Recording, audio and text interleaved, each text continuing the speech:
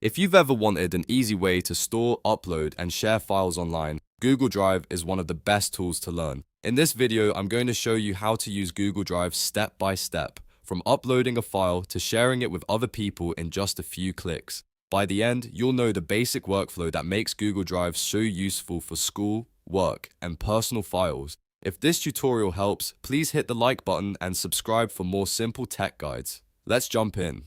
First, open your browser and go to your Google Drive account. You can do this by signing into your Google account and heading to Drive, or by going directly to the Google Drive homepage if you're already logged in. Once you're inside, you'll see your main Drive area, where all your files and folders are stored. This is your starting point for everything else. Now that you're in Google Drive, the next step is to upload a file. Look for the File Upload option, usually found in the New or Plus menu depending on your layout. Click it, and the file selection window will open on your computer. From here, choose the file you want to upload. It could be a document, image, video, or any other supported file type.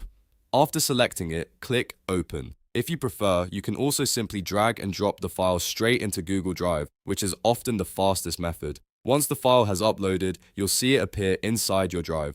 At this point, you can organize it, rename it, or move it into a folder later if needed. But if your goal is to share it, the next step is the most important one. Right-click the uploaded file, or use the Share button at the top if that's easier for you.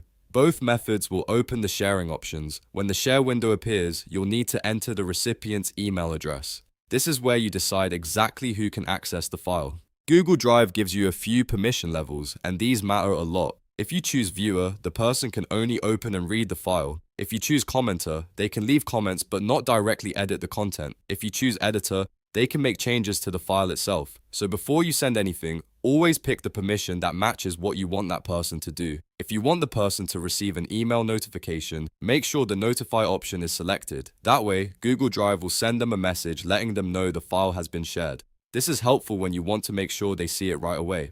If you don't want to send a notification for some reason, you can turn that off, but for most situations, leaving it on is the better choice. You also have the option to copy a shareable link. This is very useful if you want to send the file through chat, email, or another app instead of entering individual addresses. Just click Copy Link and then you can paste that link wherever you want to share it. Make sure you double check the link settings because depending on your access settings, anyone with the link may be able to view or use the file. After that, click Send and your file will be shared. That's really all there is to the basic Google Drive process. You go to your drive, upload your file, open the sharing options, choose who can access it, set the permission level, and then either send the invite or copy the link. It's a simple workflow, but once you know it, Google Drive becomes a very powerful tool for file storage and collaboration.